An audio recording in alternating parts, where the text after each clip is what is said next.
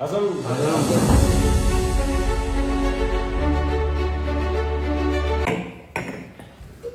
Et à Barnier. Et à Barnier. Oui, ça aussi, non? Ça aura duré que 2 mois. Ouais.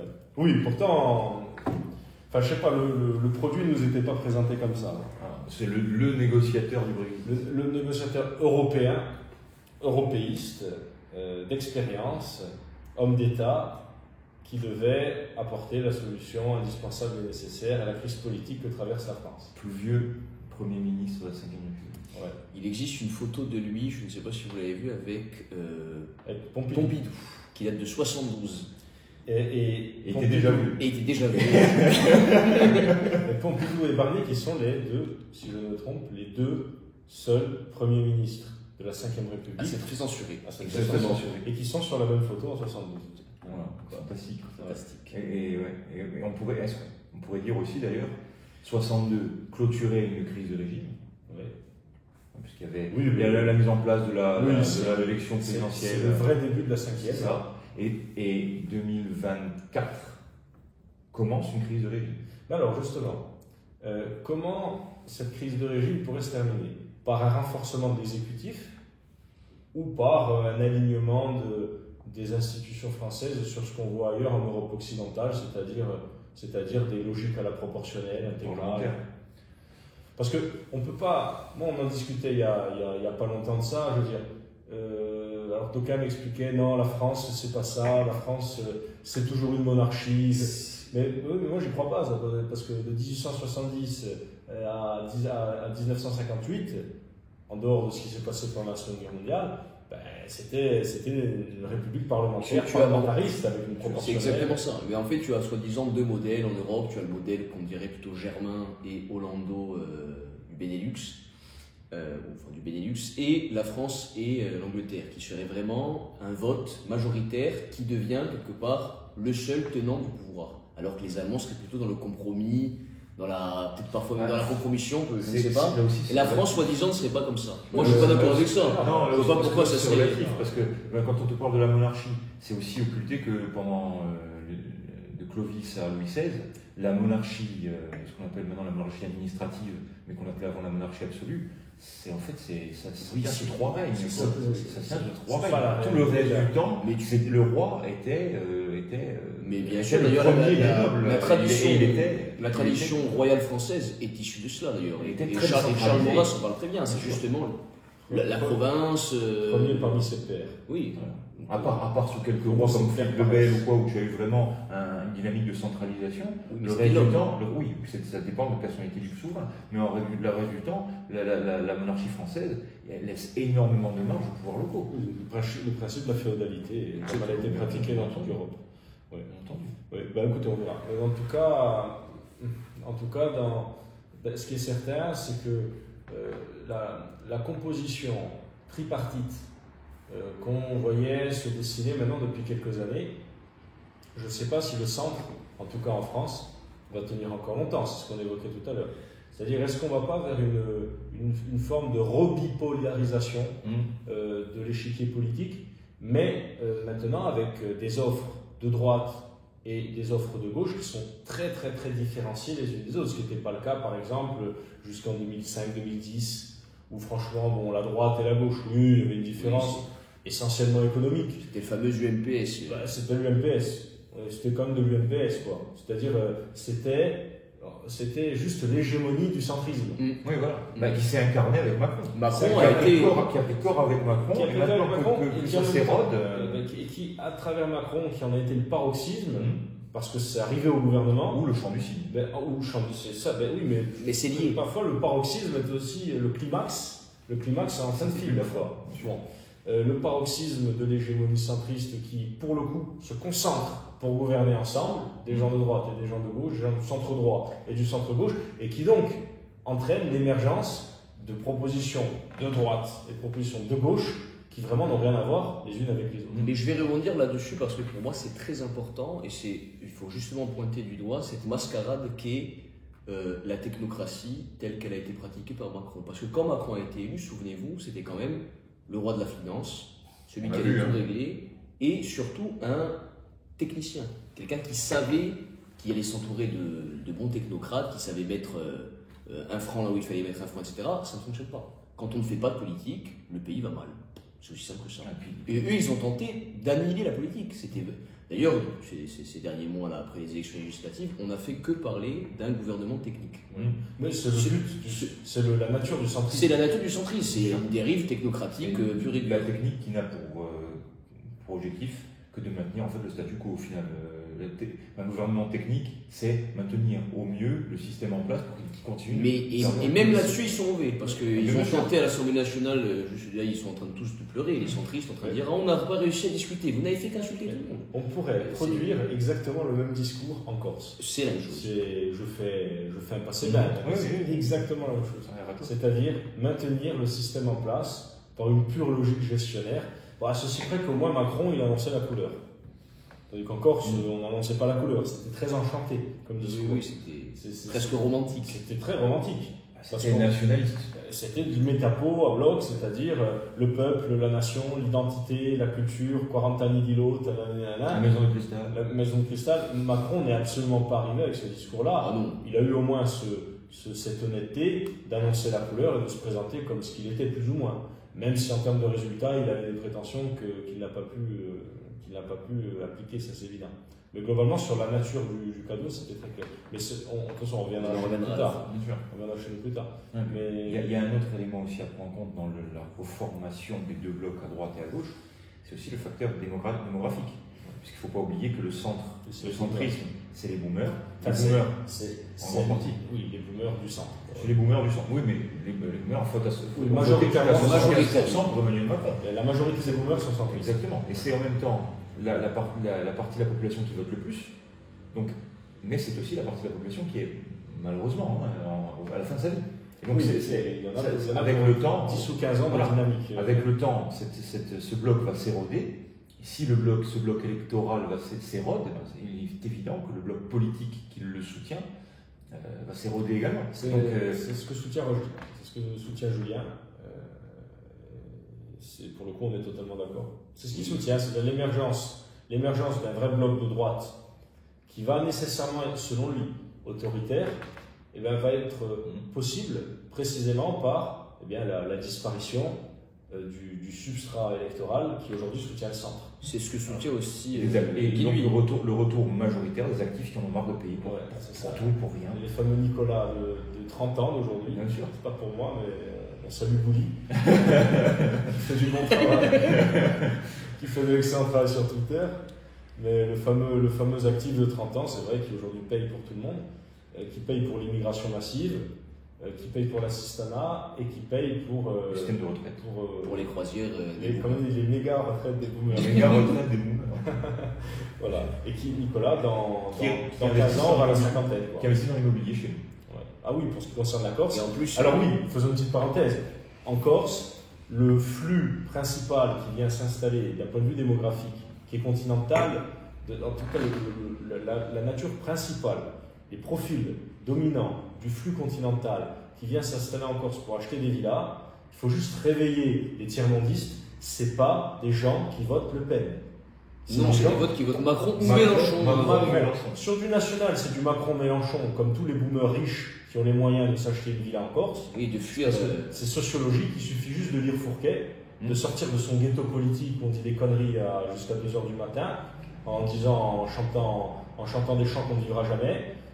Et en fantasmant une révolution qu'on ne vivra jamais non plus. Bon, voilà. Et que d'autres feront, que d'autres ont fait. Voilà. Bon, voilà. Si on sort de ce ghetto politique-là, qui est devenu la LLN en Corse, on comprend que sociologiquement, en lisant un peu Fourquet et Sainte-Marie et Vermeeren, et des sociologues et des politologues de talent qui sont reconnus par tout le monde et qui avaient prévu depuis 10 ou 15 ans ce qui est en train d'arriver aujourd'hui, ce qui est en train d'arriver depuis quelques années, eh bien, les boomers qui ont les moyens, qui font partie d'une classe sociologique qui leur permet d'acheter en Corse, c'est des gens qui votent très majoritairement Macron et ensuite Mélenchon.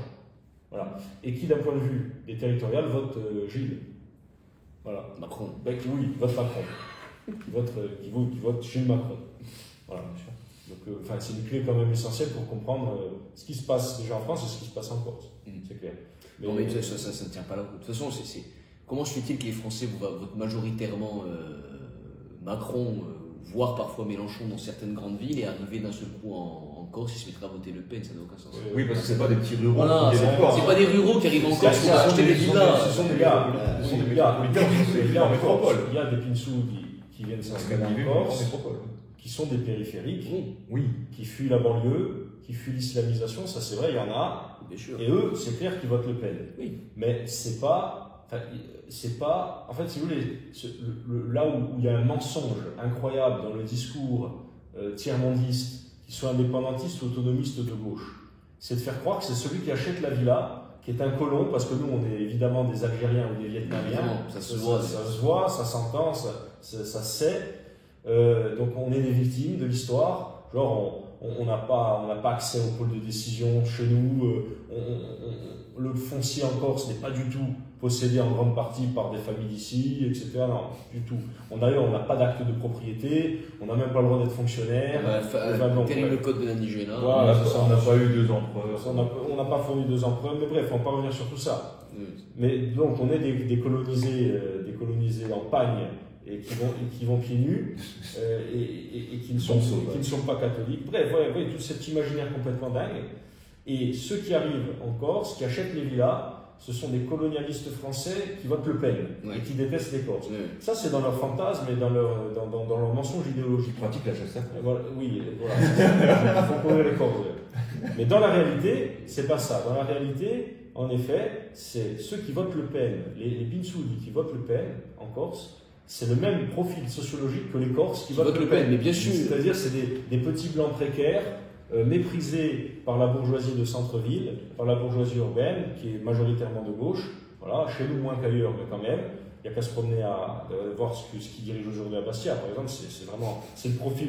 Oui, c'est moins vrai à Ajaccio d'ailleurs. C'est moins vrai à Ajaccio, c'est vrai, mais même à Bastia, c'est une anomalie, parce que la vraie bourgeoisie bastiaise, c'est pas une bourgeoisie de fonctionnaires de gauche. Hein. Et il y a aussi des travailleurs, des entrepreneurs, des artisans, des gens qui ont une pensée de droite. Parce que tu n'as pas de vraie bourgeoisie comme sur le continent, en fait. Oui, tu n'as pas de métropole. Il n'y a pas de métropole. Je veux dire, à Bastia, c'était un hold-up. Ah oui. C'est la bourgeoisie de gauche qui est arrivée en parlant d'identité, de peuple, de culture, de terre, c'est-à-dire en ayant un discours de droite. Nationaliste. Donc, voilà. Bon. Mais ça, cette parenthèse sociologique qu'on vient de faire, elle est quand même essentielle. Voilà, enfin, je ne sais pas, à mon sens. Elle était importante à préciser, on aura d'autres occasions de le faire. Mais pour ce qui concerne la France, précisément, je crois que c'est cette ligne de lecture en fait. Mais la France, soit ailleurs, il n'y a que la ligne il n'y a que la grille de lecture sociologique qui est pertinente. Voilà. Principalement. Après, il y a d'autres paramètres à ajouter. C'est très marxien ce que je dis. Mais c'est vrai, c'est la réalité. On vote en fonction de son niveau de vie, en général. Voilà. En dehors d'exceptions militantes. Oui, mais les masses, en tout cas, votent comme ça, c'est comme ça. Je veux massifier ta pensée. Et de toute façon, là tu introduis une lecture historique. Le grand mouvement historique que l'on qui vient compléter la lecture sociologique, le grand mouvement historique que l'on vit, c'est la destruction de la classe moyenne.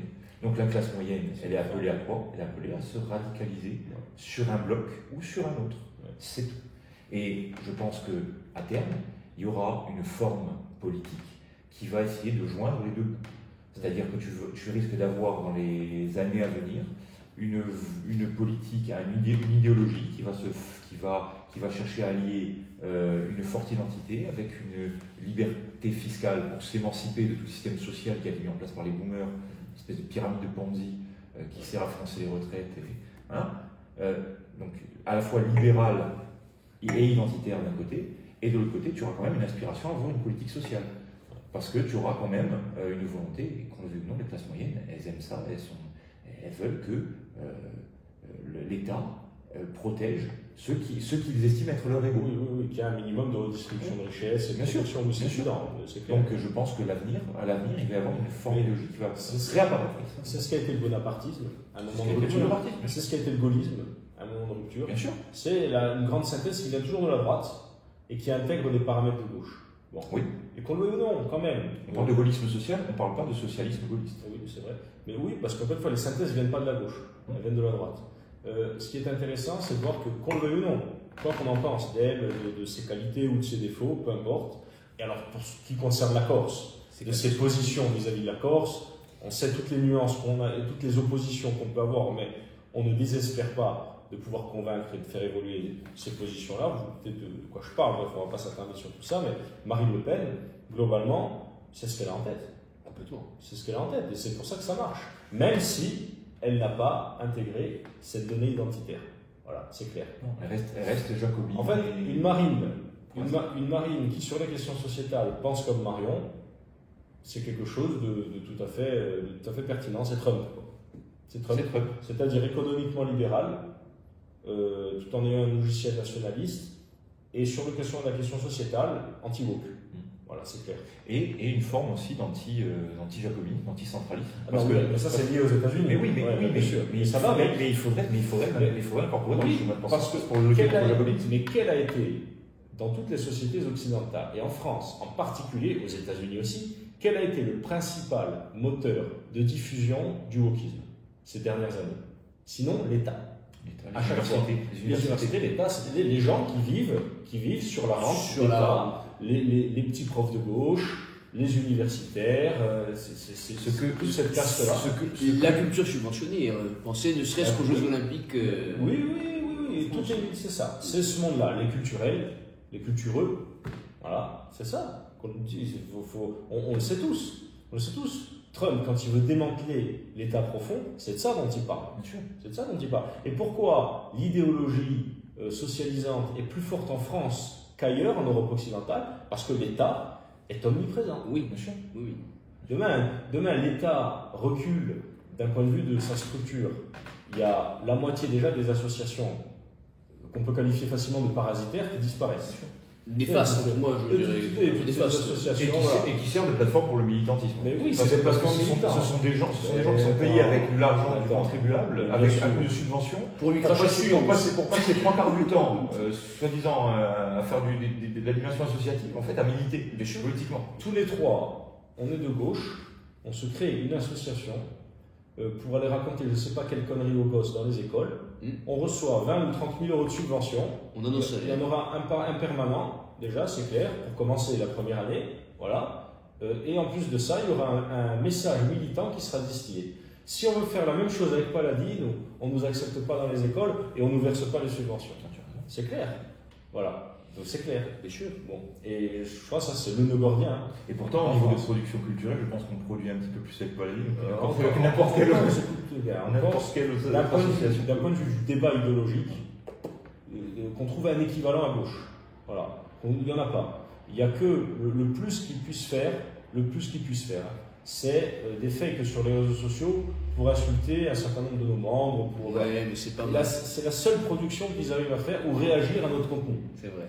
Et c'est très bien parce que ce sont nos premiers agents publicitaires. Qui le regardent et qui les analysent. Il faut qu'ils continuent. Preuve de la qualité de notre travail. Il faut qu'ils continuent. Ah oui, qu'ils continuent, c'est parfait. Voilà. Et au moins, en plus, ça chabasté, les gars. Ils découvrent ce que disait Jules Ferry en 1885. Et non pas Luc. Attention, ne fais pas d'affaire cette fois, sinon. J'ai pas dit Luc, j'ai dit Jules. Mais en tout cas, le discours qui s'appelle Luc ou Jules, le discours sur la supériorité des races. Ça vient de la gauche. Supérieures qui ont le devoir de civiliser les races inférieures. Il l'a bien tenu ce discours-là. Oui. Voilà. Ça vient de la gauche. Sacha, je crois, s'en est remis depuis qu'il l'a découvert. Voilà. Mais c'est très bien. Et j'espère qu'il nous écoute parce qu'il pourra certainement en apprendre encore plus ce soir. Mais dans tous les cas, c'est évident que tout ce qu'on vient de dire, je crois que c'est le nœud gordien du problème qu'on évoque.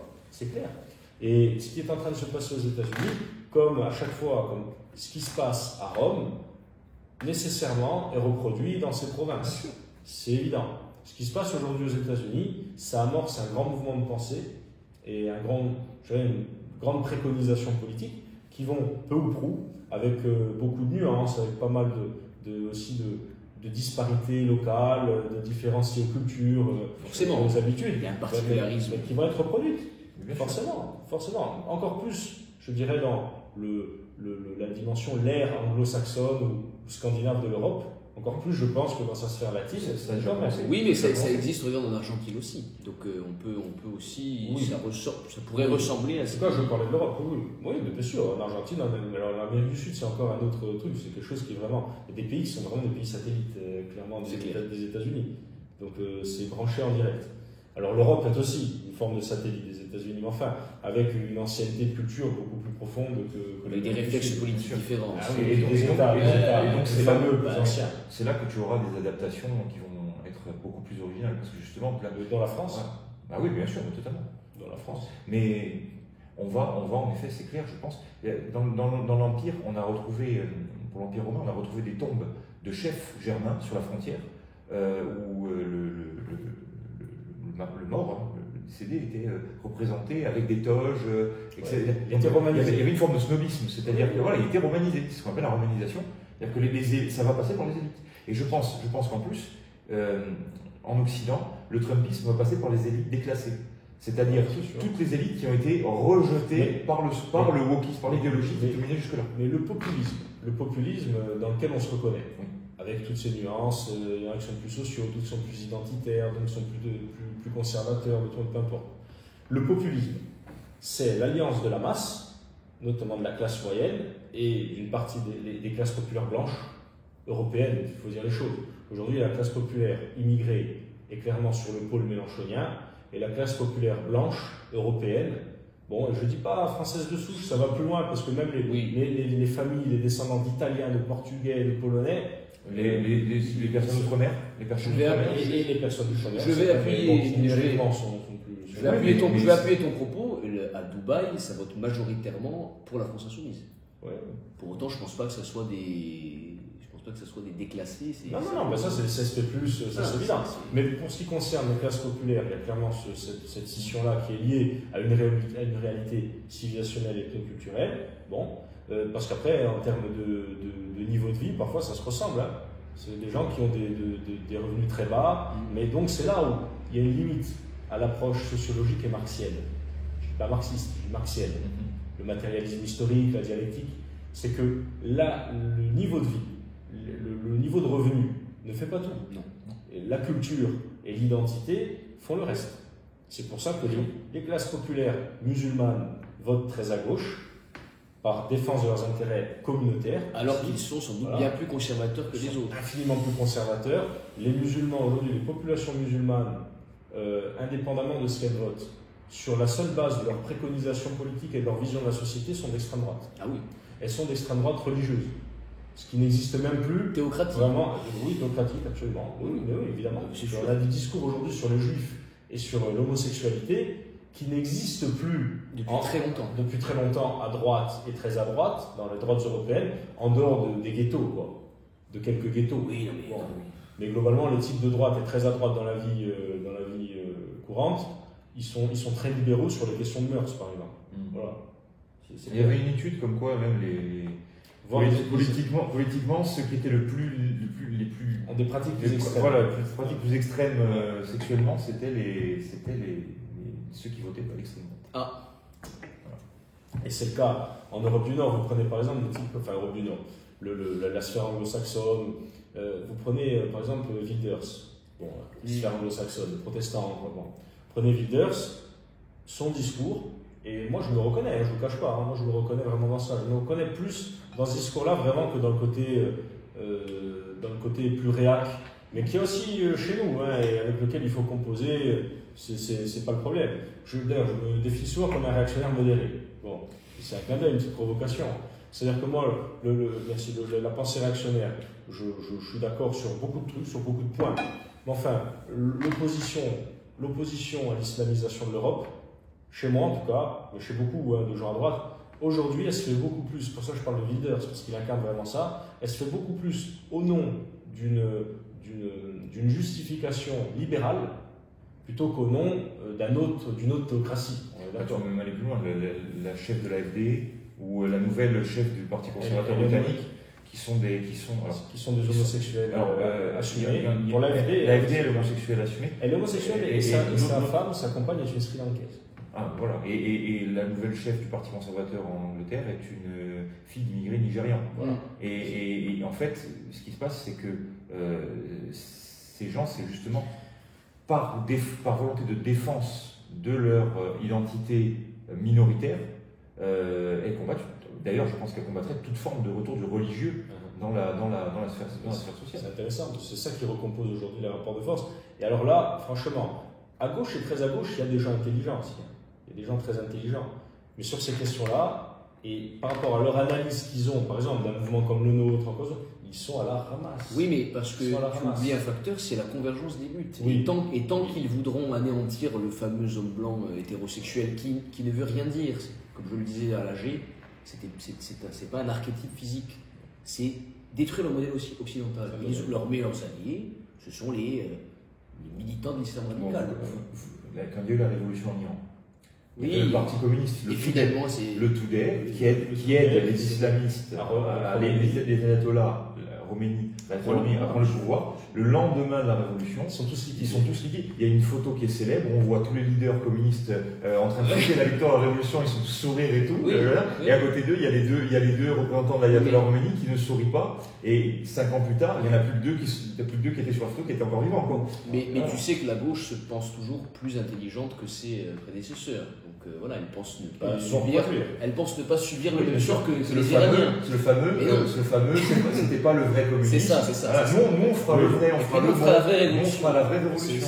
Nous, on fera le bon islamo-gauchisme. Exactement. Voilà, ça n'a pas marché en Iran, ça n'a pas marché dans les pays arabes. Ça n'a marché nulle part. Ça, c'est logique, mais ça va marcher en Europe. Et chez nous, ça marchera. Parce qu'on va les émanciper. Ils sont convaincus. Moi, j'avais parlé avec un militant d'extrême gauche, parce que si des types chez eux qui ne sont pas sectaires et qui on peut parler, on connaît, heureusement. Dès que les caméras sont éteintes. Quand elles sont allumées, les caméras de suite, ils se sentent obligés, pour plaire, pour satisfaire l'esprit de meute de leur propre secte, ils sont obligés de nous vouer aux gémonies, même s'ils ne croient pas. Puis quand la caméra s'éteint, certains d'entre eux, je veux dire pas les moins idéologisés, les moins dogmatiques, on va dire, les plus humains, Oui, les moins sectaires. les plus normaux, arrivent à discuter. Il était convaincu de non, mais c'est justement en défendant les minorités musulmanes, c'est vrai qu'elles sont sclérosées par le communautarisme islamique et par le fascisme musulman. Et ils ont besoin de dire fascisme. Ils qualifient ça de fascisme. Oui, le fascisme musulman, l'islamo-fascisme. Oui. Il faut dire fascisme. Alors que le fascisme, c'est juste un phénomène politique qui n'a strictement rien à voir. Déjà avec l'esprit religieux en Absolument, soi. il n'y a pas de... Avec l'islam, on est parlé. Enfin bref, peu importe, ils ont besoin d'alimenter ce discours, ce narratif-là, avec des pièces nouvelles. Bref. Il me dit, c'est en prenant leur défense qu'on va les convaincre précisément de tourner le dos à l'obscurantisme. Voilà, tu as tout compris. C'est exactement ce que ça marche. Ça c'est clair. Juste le type qui trouve que Al-Qaïda c'est un peu modéré et qui se sent persécuté alors qu'il a tous les droits possibles et inimaginables en Occident. En tout cas, qu'il a plus de droits en tant que citoyen en Occident qu'il n'en a dans le pays d'origine de sa famille.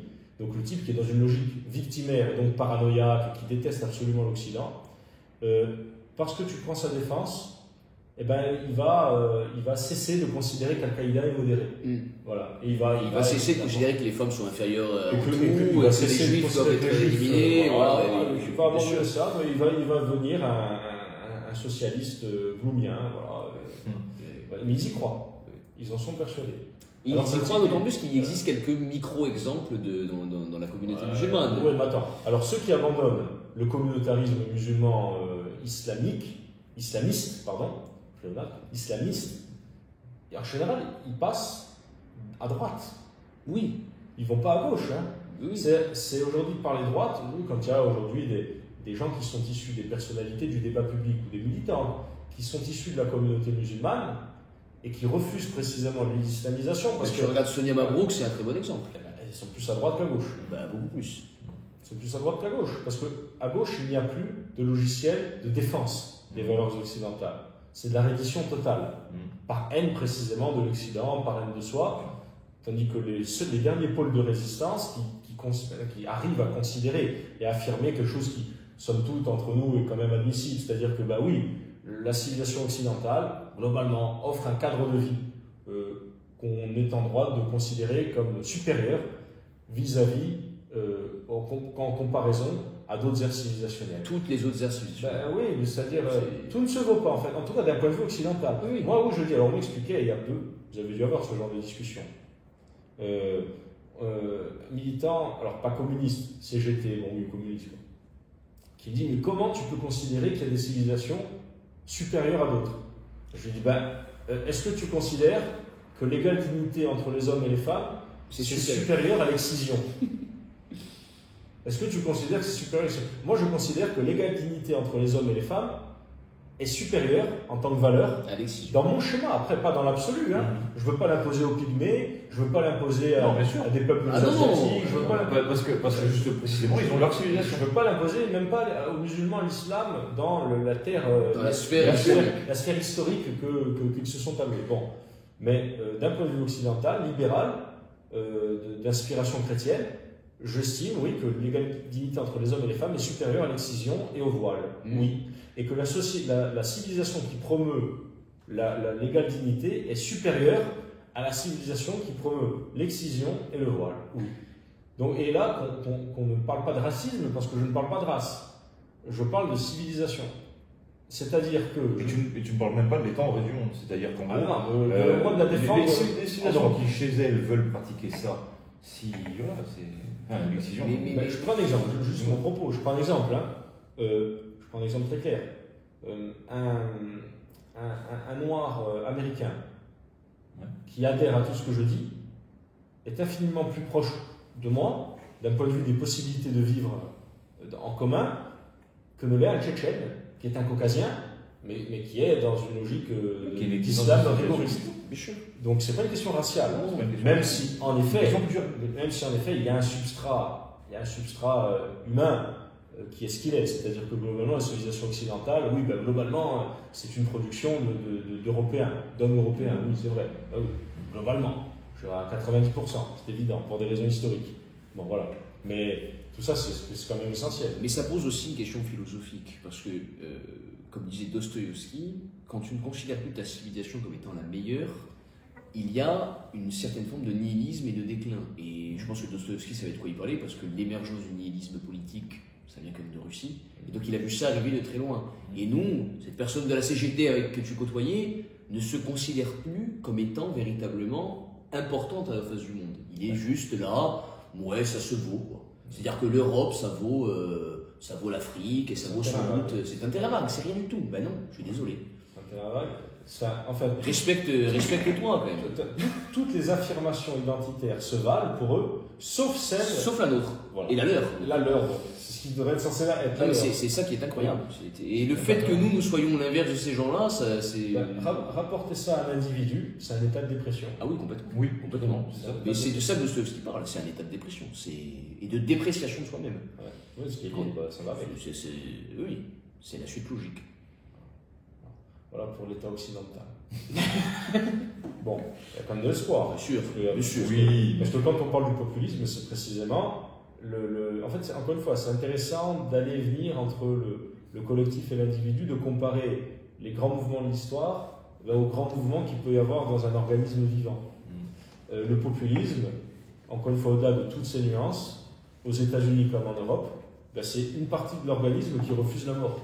Système immunitaire. C'est le système immunitaire qui refuse les agressions extérieures, qui refuse les dérèglements intérieurs et qui apporte un peu un souffle d'appréciation de soi-même. C'est-à-dire, non, attends, je veux quelque chose quand même. C'est pas mal. Le forum romain, ça avait de la gueule. L'agora grecque, ça signifie quelque chose. Le Moyen-Âge chrétien, il y a eu quelques réalisations intéressantes. La Renaissance, c'était sympathique. La Renaissance, c'était sympathique. Aller sur la Lune, quand même. L'opéra Garnier, c'est pas mal, c'est beau. L'habeas corpus, la démocratie libérale, la liberté de conscience, l'égalité entre les hommes et les femmes. L'électricité. Oui, alors si on part sur la l'innovation technologique, la pénicilline, l'aspirine, les vaccins, tout, à peu près tout, en tout cas beaucoup de choses, parmi celles qui ont permis globalement que la vie aujourd'hui soit un peu plus confortable, plus agréable qu'elle n'a jamais été depuis l'existence d'Homo sapiens sapiens sur la surface de la Terre. Le whisky. Je crois que oui, c'est vrai. Bon. Pour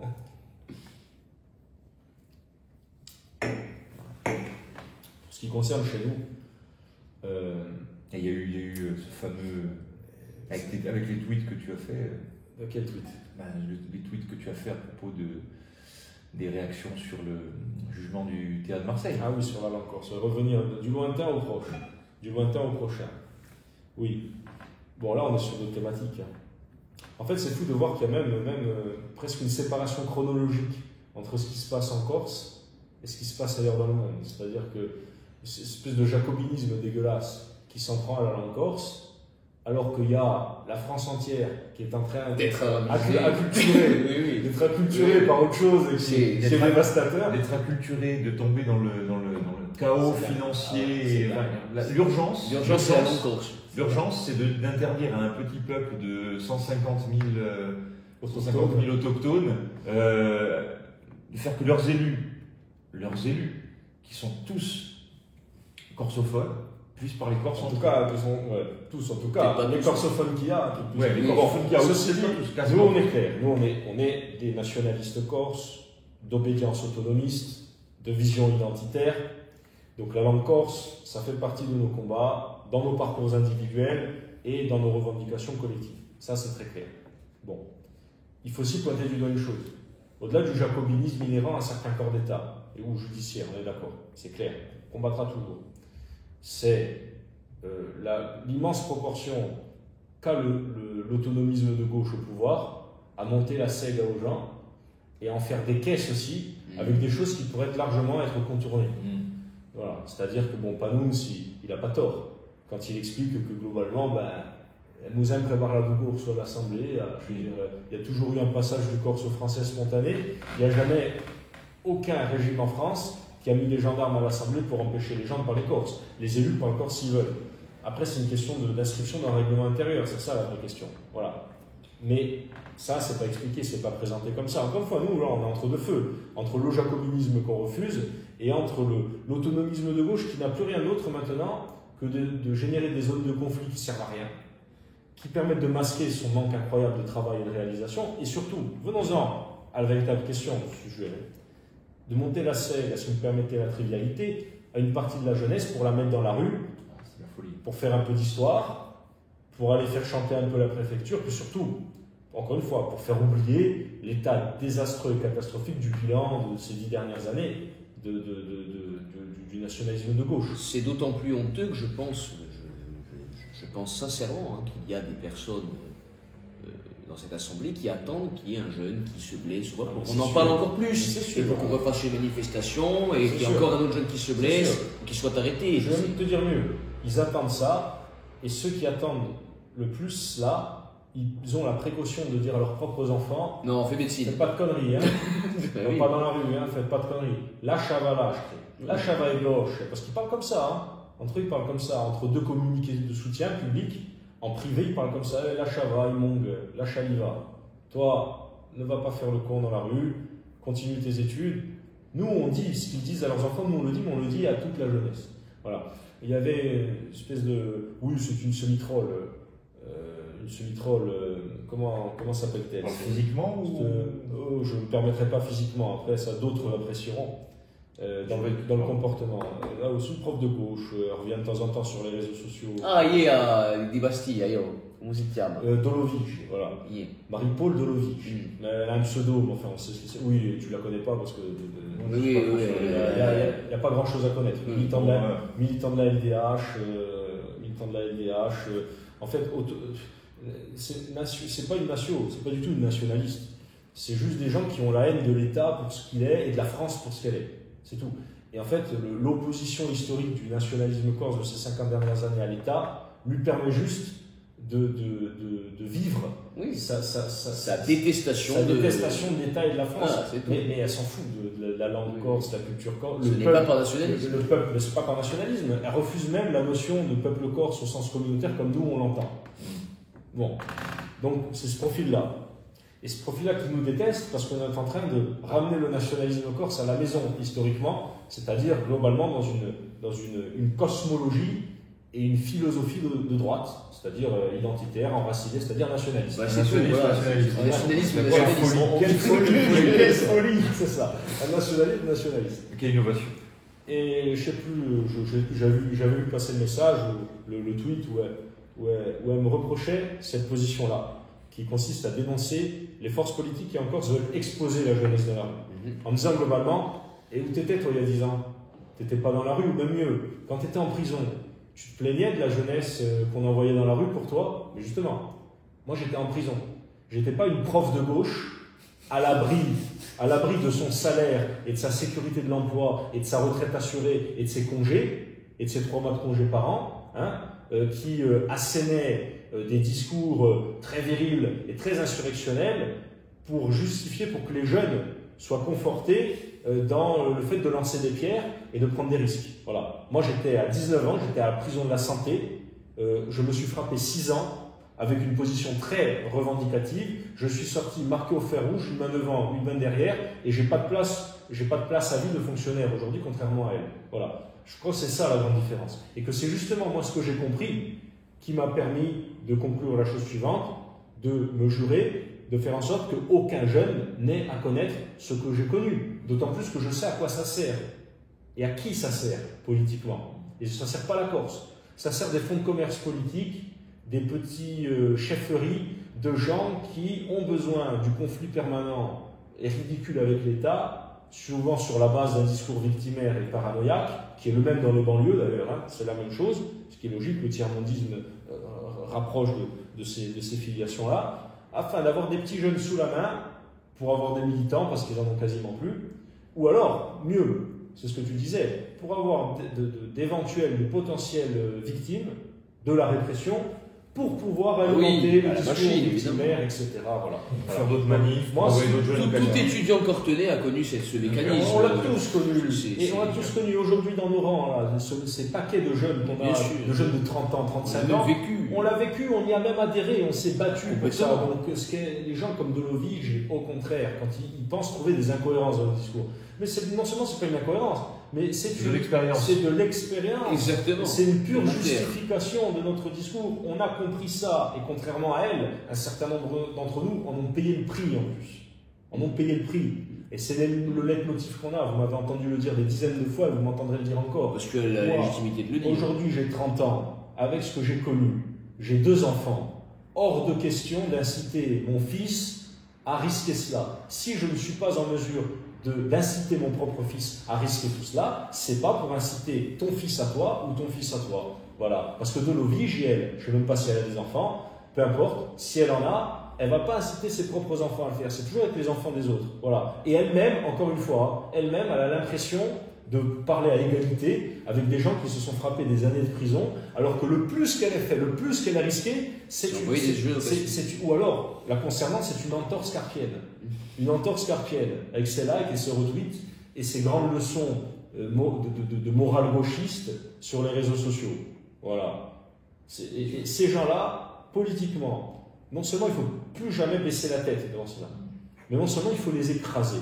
Politiquement, culturellement, pacifiquement. Oui. Mais il faut les écraser parce que la honte, c'est eux qui doivent l'avoir et c'est eux qui vont l'avoir bientôt parce que culturellement, on va inverser la vapeur. Voilà, très clairement. Et c'est que le début. Pour conclure ce que tu as dit, d'ailleurs, j'aimerais dire ceci. Il y a quand même une personnalité en Corse qui compte, c'est le cardinal Bustillo. C'est quand même étonnant que dans une région comme la Corse, qui n'est pas de tradition chrétienne, qui n'est pas catholique, qui n'est pas romaine même, qui n'est rien du tout, le cardinal est une figure d'autorité. C'est-à-dire il dit aux jeunes « Bassa aussi », et les jeunes ils disent « Ah oui, c'est vrai quand même, il y a le peuple qui arrive, on va quand même se calmer, au moins le temps, parce que ça s'était passé dans n'importe quelle autre région française. La première réaction, ça aurait été. Il est connu que dans le Finistère, dans le Pas-de-Calais, ça aurait été qu'est-ce qu'un cardinal et qu'est-ce qu'il veut. Mais dans d'autres régions françaises, c'est le cas, c'est similaire. Oui. C'est des chefs religieux qui imposent la religion. C'est pas de la même religion. Absolument. En général, les chefs religieux dans d'autres régions de France qui imposent la paix et l'ordre public, c'est les imams. Chez nous, c'est le cardinal. C'est mieux, ça sonne mieux. Dans les universités, c'est certains profs aux cheveux bleus. Oui, c'est ça. Mais tu as raison. Ils sont aussi des leaders universitaires. Mais eux, ils n'imposent pas l'ordre public, ils foutent et ils incitent au blocage. Oui. Mais pour appuyer ce que tu as dit, pendant les émeutes, vous vous souvenez, pour la mort du petit Naël, dont la maman avait fait du scooter en roue arrière. Je me souviens. C'est une vision de l'honneur et de la. Bref, peu importe. Il est vrai que il y a une partie de la jeunesse qui a été calmée par l'islam, par les imams. Mais attends, c'est une évidence. Par les imams et par les caïds de la drogue, des banlieues. Le narco-islamisme. Le narco-islamisme, voilà. C'est le narco-islamisme. Nous, c'est le cardinal. C'est clair. C'est Kabila. Sacré peuple. Sans narco, sans le côté narco. Et avec une classe politique qui ou incite les gamins à y aller, avec ses communiqués de soutien dans le vent. Ah là là. C'est puéril en fait. Ah, c'est c'est abominable. puéril, c'est abominable. Non, puis Ça va, on soutient la jeunesse, mais tu soutiens pas la jeunesse, tu lui montes la sega. c'est pas Parce que la la jeunesse, vai a pia liberamente, se tu poi li vend la lingua corsa, va a pratica lingua. Et Dieu sait, et Dieu sait si j'ai des points de dissonance et de conflit avec pratica lingua dans lequel j'ai été aussi investi parce que la langue, ça reste la langue. C'est un objet neutre, après on en fait ce qu'on veut. Mais c'est vrai qu'il y a trop de sous-entendus idéologiques sur plein de trucs, mais quand même, ça a le mérite d'exister. Et à la limite, tu veux défendre la langue corse, la possibilità di parlare poi andare, tu vas t'investir dans pratica lingua, tu vas t'investir dans la scuola corsa, cerca parlare la lingua, se tu hai due vivi un paio di creature, li parli in corso. Il y a des tas de choses à faire pour défendre la langue corse, autrement que lancer des pierres, piccia au vogue et tout. Alors encore une fois, on va me dire, oui, mais toi à 18 ans, tu faisais pareil. Mais justement, j'ai 30 ans maintenant. Mais franchement, il faut avoir un véritable problème structurant pour une fois passé les 25-30 ans, inciter les gamins à faire ça. Il y a un gros problème. Et c'est un gros problème même moral. Et c'est pour ça qu'il faut les culpabiliser, les gens comme ça. Il faut culpabiliser petit à petit. C'est pour ça qu'on doit faire exister ce discours-là. Parce que de toute façon, il y a la droite encore, si on n'a pas, c'est le centre-droit. Tout le reste du nationalisme est rongé par la gauche et par ce discours insurrectionnel permanent, même s'ils y croient plus, ce qui est encore pire. Parce qu'à lui, je peux respecter ceux qui y croient vraiment, à condition qu'ils mettent en cohérence leurs actes, leur vie, et donc leurs sacrifices et leurs discours. Ah oui. J'ai été dans ce cas de figure-là. Ça, je peux le respecter, même si je dis que c'est obsolète et ridicule et que c'est une impasse. Mais enfin bref, mais tout le reste, ça ne rime à rien. On est les seuls aujourd'hui à avoir le courage politique et la capacité conceptuelle et intellectuelle d'articuler ce discours-là. Il faut qu'on le fasse. Il ne faut pas qu'on flatte les jeunes. Il ne faut pas qu'on les flatte. Si, selon nous, ils se trompent, et les jeunes, ce n'est pas les jeunes, c'est des jeunes. C'est des jeunes. Parce qu'il y a une grande partie de la jeunesse en Corse, il y a la moitié de la jeunesse en Corse qui n'a pas le bac, qui est précarisée, qui ne cherche même pas à s'emparer de ce genre de débat-là, elle est à côté de ce genre de débat-là, donc c'est pas vrai. C'est pas la jeunesse, c'est une partie de la jeunesse, infinitésimale, bon, et quand bien même, qu'elle soit importante ou pas importante, on a le devoir, nous maintenant, là, on a 30 ans autour de la table, il y a au moins 2 pères de famille, on a la responsabilité, et deux professeurs, on a la responsabilité quand on estime que c'est pas dans le bon sens, de le dire. Voilà. Contrairement à tous ces profiteurs de guerre, à tous ces flatteurs de fonds de commerce, qui dès qu'il y a un petit gamin qui va lancer une pierre, vont pondre un communiqué de soutien pour dire oh, c'est bien, tout court, ça, souche-t-elle. Non. Voilà. Et ça, on est les seuls à avoir ce genre de discours aujourd'hui publiquement. Et encore une fois, quand on nous voue aux gémonies pour cela, notamment en nous reprochant notre propre passé militant, alors que c'est ce passé militant qui nous permet de dire cela, il ne faut pas baisser la tête et il faut assumer, il faut affronter. Voilà, il faut affronter. Il faut dire à tous les Doloviges de la Corse, non mais c'est toi qui devrais avoir honte. C'est toi qui devrais avoir honte. Voilà. Et c'est toi qui vas finir par avoir honte. Voilà. Parce que moi j'ai raison de souhaiter à la jeunesse de ce pays, eu égard à ce que j'ai connu, ou pas besoin d'avoir connu ce que j'ai connu, mais pour dire ce que je dis, mais eu égard à tout cela, à ce retour d'expérience, nous on souhaite à la jeunesse de ce pays autre chose qu'avoir à tirer des pierres, à jeter des cocktails et à s'exposer à de la garde à vue, à de la prison, même si ce n'est pas des peines. Ou un flashball dans la tête. Ou un flashball dans la tête. Oui, mais tu peux même être privé d'un certain emploi, tu ne peux pas être journaliste, voilà. C'est tout. Voilà. Tandis que Delovige sera toujours à l'éducation nationale, à préparer sa retraite et à avoir ses congés payés. Voilà, c'est tout. C'est ça la réalité. Et moi je vous le dis, là c'est un exercice intéressant aussi ce support parce qu'il nous permet de parler de façon spontanée. Peut-être que sur un plateau de télé, avec une cravate, je mettrai un peu plus de forme. Mais ces gens-là, comme elle, ils me dégoûtent. Ils me dégoûtent. Et c'est ce dégoût qui me donne la force aussi de ne pas baisser la tête et d'inciter tous les nôtres à en faire de même. Voilà, c'est tout. Et quand on en revient ensuite à des débats sur la corsité, genre, on n'est pas d'accord avec eux, donc on est excommunié et de notre nationalisme et de notre corsité. C'est bon, là, il n'y a plus de débat. Là. C'est bon, on trace la route. Ces gens-là, il faut les écarter. Ce sont plus souvent, c'est des profils de marginaux. C'est toujours les fous de la tablée le dimanche au repas de famille. C'est toujours les fous de la tablée qui sont un peu méprisés par tout le monde. Bon, allez, arrête, c'est bon, ça va. Voilà, qui donnent des leçons sur l'immigration, sur tout ça. Et en général, il y a toujours le cousin germain qui dit ouais, bon, allez, tu sais quoi, moi j'ai voté le PN. Ensuite, il y a le vieillon, quoi, comment, qui n'entend pas. J'ai au Danton, là, du Ouda le PN. Et là, le ranké. Voilà. Et là, tu as toute la réalité de la Corse qui se réveille le dimanche au repas, et la petite prof de gauche moralisatrice, inquisitoriale de la famille qui se tait et qui ensuite ira se plaindre avec ses amis. Moi, dans ma famille, tout est facho. Voilà, voilà, bref. Voilà pour ce sujet. On peut rebondir sur notre AG parce que ça s'inscrit dans tout ça. Comme ça, on conclura sur le sujet. Écoutez, vos impressions, moi j'étais très satisfait. Tu as été le premier à prendre la parole à l'AG. Je te laisse introduire. Forcément très content de mon discours. Oh non, tu as tort. C'est comme ça. C'était très bien. Je pense qu'après, quand on s'entend, c'est. Je t'ai trouvé très pédagogique. C'est Talleyrand qui disait quand je me regarde, je me désole. Quand je me compare, je me console. Bon, faudrait que je me compare. Et à qui t'es-tu comparé? Non, je ne vois pas les gens qui prennent la parole après moi, ça c'est sûr. Non, vraiment, environ une centaine de personnes, un discours qui est construit autour de la ligne qu'on contient depuis maintenant 2 ans, qui est le seul discours, je pense, original encore ces 15 ou 20 ou 30 dernières années. C'est notre bol d'air frais. À chaque événement palatine, même une assemblée générale qui n'est pas l'exercice le plus forcément sympathique, entre guillemets. Voilà, c'est un bol d'air frais. Et puis on se retrouve, on discute, on voit qu'il y a des gens talentueux. Ça fait et je m'inclus dans le lot parce que je suis entouré des gens talentueux. Ça fait bien quand tu rentres chez toi, tu te rends compte que tu n'es pas seul à penser comme ça.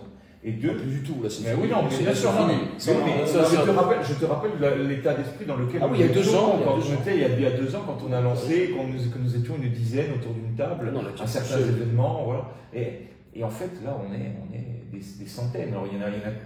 On a totalement désinhibé le discours, la vision. Voilà, et j'enjoins tous ceux qui peuvent écouter à faire de même, parce que c'est libérateur. On en dit adhérer. Adhérer, oui, il faut le dire. Paladine ou .co, adhérez ou faites un don. On a besoin d'argent, on a toujours besoin d'argent. On n'en manque pas pour le moment. On en a parlé à l'AG.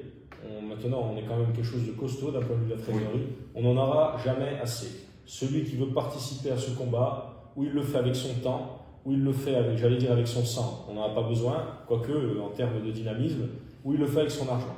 Oui, parce que militer avec des likes, ça sert à rien. Et militer avec des likes, c'est bien. C'est bien. C'est mieux que rien. Il n'aura même pas besoin d'aller tirer des pierres ou des cocktails Molotov sur la police. Il aura juste à être lui-même. Bien au contraire. Il aura juste à être lui-même. La virtualité, c'est important. Les réseaux sociaux, tout ça, ça n'est qu'un support. Si c'est l'essentiel de l'action militante, c'est du vent. Exactement. Il faut que ce soit un support par rapport à un investissement concret. Et encore une fois, quand on fait une réunion, qu'on est 10, ça vaut 1000 likes. Oui. Ça vaut un post à 1000 likes. Voilà. Parce que ensuite, les 10 ont un environnement social, un environnement humain et un impact. Ils vont avoir une synergie dans la réalité. Ils vont créer quelque chose. Absolument. Donc adhérer, réadhérer, pour ceux qui n'ont pas, réadhérer, on va arriver, on est en décembre. En janvier, allez. Il faut réadhérer encore pour ceux qui n'ont pas. Aller sur la boutique, acheter on a une boutique, acheter des t-shirts. Faut porter Noël.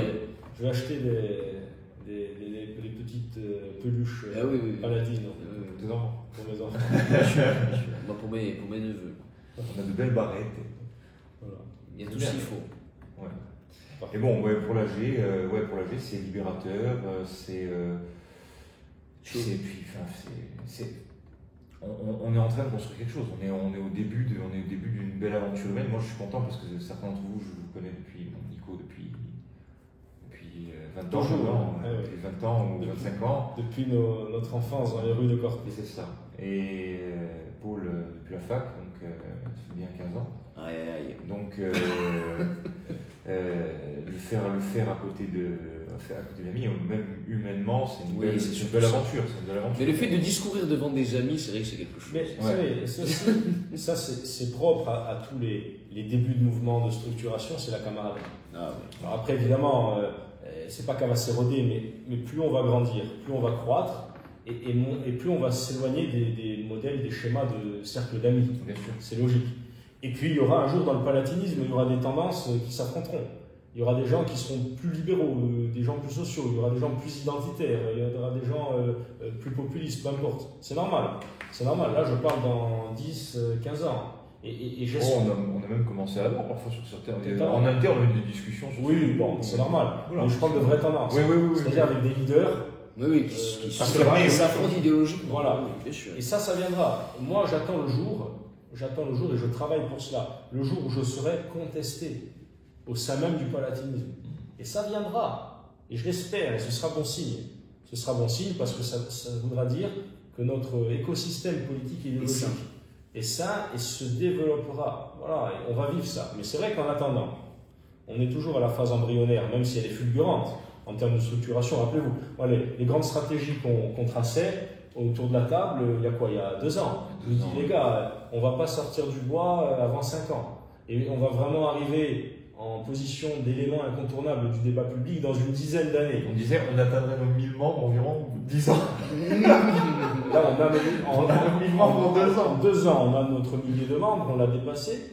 On est des acteurs incontournables maintenant du débat politique, même quand on ne parle pas. Même quand ils n'en parlent pas. Bah, oui, même quand on ne parle pas de nous, même quand on parle pas de nous, en fait, on veut parler de nous parce qu'on a sur des trucs genre Paladine où il faut pas leur laisser cette question.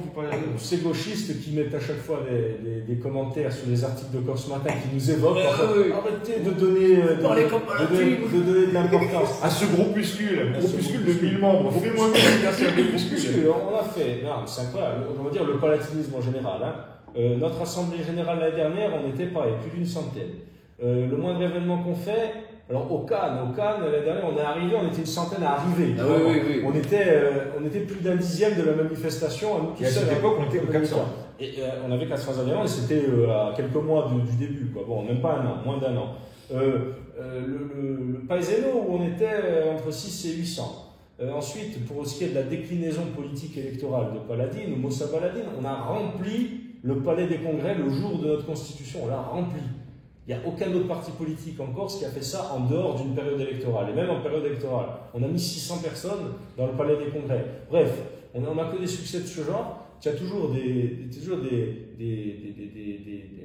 interdits sectaires qui ont cette capacité très à gauche de transformer la réalité telle qu'elle est. Oh, vous donnez la parole à ce groupuscule de 10 personnes. Oui, bon, si tu veux, d'accord, ça va. Aux législatives, on a fait 4000 voix. En n'ayant que 3 candidats, on fait 4000 voix. Le Rhino, ils ont mis 24 ans à dépasser les 3500 voix. Ils ont mis 24 ans, un peu moins. En 99, ils sont créés,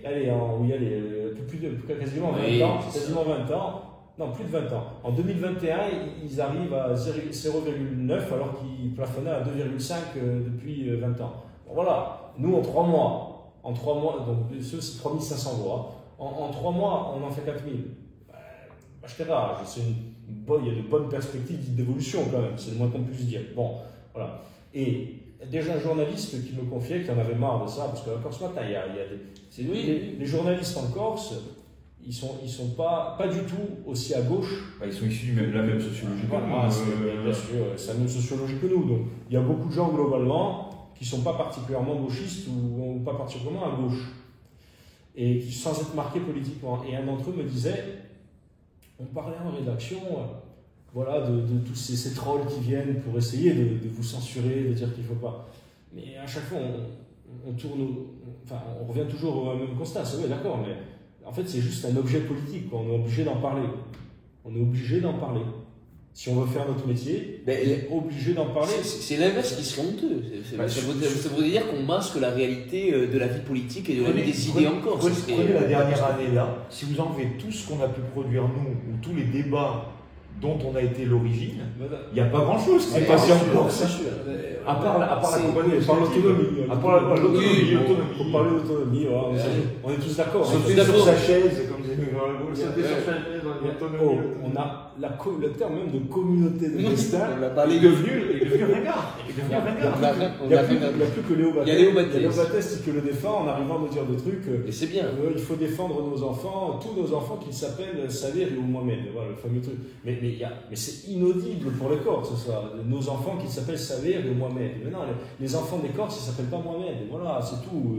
Voilà, on le sait, il faut arrêter avec ça. Et encore une fois, il y a une question générationnelle. Voilà, le type, il a 70 ans.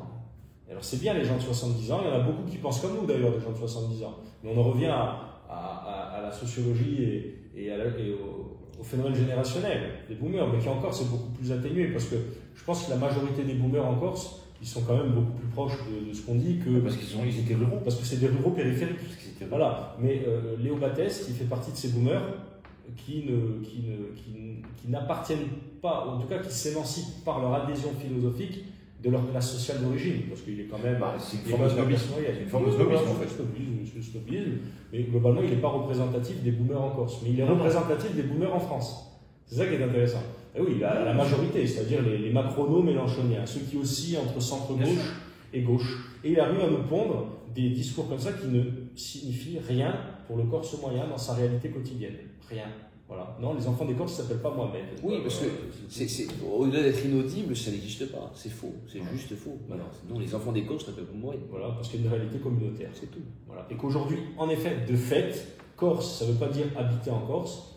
Corse, c'est faire partie d'une communauté qui est aujourd'hui une communauté parmi d'autres en Corse. Ils pourront me dire tout ce qu'ils veulent, ce que disait Van, et en éructant. Qui est gentil, moi je l'aime bien, c'est pas le problème. Enfin, qui éructait, il n'y a qu'une seule communauté de droit en Corse, le peuple corse. Mais ça ne veut rien dire. Ça veut rien dire. dire. Définis-moi la. Les gars, on a tous une formation universitaire. On a tous un master 2 ici. Bon, on nous a appris des méthodologies, notamment en histoire. Bon, moi aussi j'ai fait des études d'histoire. On arrive et en anthropologie en général, on raconte la même chose. On arrive sur un terrain d'enquête, d'études. On ne cherche pas à y voir ce qu'on voudrait y voir. On regarde ce qu'il y a. Et objectivement, en Corse aujourd'hui, il y a plusieurs communautés. Voilà, plusieurs communautés. Il y a la communauté musulmane, il y a la communauté portugaise, il y a la communauté continentale, Pinsud, mais qui n'a pas de conscience communautaire vraiment, mais elle y est de fait. Et il y a la communauté corse. Et il y a des communautés qui s'entrecroisent. La communauté corse et la communauté Pinsud, elles s'entrecroisent beaucoup. Il y a beaucoup de mariages mixtes. Voilà. Un certain nombre d'entre nous en sont issus. Parce qu'il y a des logiques entre Européens francophones. Voilà. La communauté portugaise aussi. Même si elle est quand même entrée, mais il n'y a pas de problème. En fait, il n'y a pas de sujet de l'immigration portugaise en Corse. Zéro. Bon, bref, voilà. Il y a ceux qui restent là sur la durée, ils se marient dans des familles corses. Oui. Les enfants sont corses, on n'en parle plus. Et après, on a beaucoup qui rentrent, qui vont et viennent. Voilà. Il y a un sujet, la communauté musulmane, on le sait, mais c'est le cas, pas qu'en Corse, c'est le cas dans toute l'Europe, pour des raisons civilisationnelles évidentes. Voilà. Au même titre qu'il y a un sujet dans un récipient entre l'eau et l'huile. Il y a un sujet, c'est comme ça. Vous m'expliquer qu'il ne faut pas qu'il y en ait, il y en a un. Bon, ceci étant dit, une fois qu'on a dit ça, la psychologie des gens qu'on évoque, qu'on a en face, ils sont en capacité de nier le réel. Voilà. Mais c'est toute la responsabilité de notre discours. C'est de dire ce qui est. Ça ne veut pas dire qu'on en est content. Ça ne veut pas dire qu'on en est satisfait. C'est un fait. C'est un fait et il s'agit pour faire de la politique. On ne fait pas de politique en dehors des réalités, disait le général. C'est quand il disait que, quand il parlait, il justifiait l'indépendance de l'Algérie. Oui, justement, c'était l'eau et l'huile. Il parlait de l'eau et l'huile d'ailleurs. Et c'était encore le même genre de problème qu'on devait évoquer sur d'autres échelles. Il expliquait qu'on peut être nostalgique de la beauté de la marine à voile ou s'émerveiller devant la splendeur des lampes à huile. Mais enfin, on ne fait pas de politique en dehors des réalités. Mais ça me fait penser à une phrase de Bernard Lugan à qui on reproche de... Saint-Bernard Lugan. Oui, le grand Bernard. Saint-Bernard, non, je pense qu'il est plus païen que catholique. Attention, parce que pour être saint, il faut être courageux. Je dirais le grand Bernard Lugan, à qui on reprochait de ne citer dans ses ouvrages sur l'Afrique que des auteurs anglais. Il disait, oui, c'est vrai, je ne cite que des auteurs anglais, mais parce qu'on me fournit que des auteurs anglais, il n'y a qu'eux qui travaillent sur l'Afrique aujourd'hui. Et il disait justement, c'est vrai, vous pouvez faire la guerre avec des poignards parce que vous trouvez ça plus romantique, mais si en face de vous avez des drones, vous allez la perdre. Donc moi je préfère utiliser des drones et gagner la guerre. Voilà. C'est aussi simple que ça. C'est à partir de la réalité, avoir une vision pragmatique. Ou cette interview qu'il avait fait qui est devenue un classique d'Internet. Quand il est face à un autre africaniste français et qui lui Non, dit, c'est pas l'abréganiste, c'est un militant communiste. Et lui, oui, Ah oui, bon, prenez des notes. Ouais, parce que moi Si j'y vous êtes ai honnête. vécu, en Afrique. Êtes-vous capable de me citer 10 villes d'Afrique du Sud. Vous n'en seriez incapable. Est-ce que vous êtes capable de me donner 3 ethnies d'Afrique du Sud? Vous ne pensez pas, parce que vous êtes enfermé dans votre bunker intellectuel. Voilà, mais c'est ça. Prenez ça. Taisez-vous. Le terrain. Quel homme. Bon, l'exemple le gant, il faudra lui consacrer un sujet, parce qu'il est quand même extraordinaire. Il est très corse dans sa façon d'être. En fait, il est très européen. Ouais, tout simplement. C'est tout. Nous, on sait que la virilité aujourd'hui qu'ont réussi à maintenir les Corses dans leur quotidien, dans leur façon de faire, dans leur façon d'interagir, c'était juste la norme en Europe et en France. Il y a encore 2 ou 3 générations. On appelle ça Corse, mais Oui, c'est européen. ça va plus loin que ça. Voilà. Civilisationnel. Bon. Ben les gars, on a fait un tour très sympathique, je crois. Là, on a des devoirs qui nous appellent. On a pu parler de gens très importants. De gens beaucoup moins. De Batteste. Mais qu'on aime beaucoup d'ailleurs, Batteste, parce qu'il a eu quand même l'élégance de me dire qu'il respecte nos personnes, mais il ne respecte pas nos idées. Bon. Voilà. On est au moins sur la même longueur d'onde. Absolument. Voilà. C'est ce que je veux dire. Mais on n'aurait pas pu se passer, en effet, d'évoquer le cas de Dolovige, qui va devenir un mème, j'en suis certain. Ah. Et alors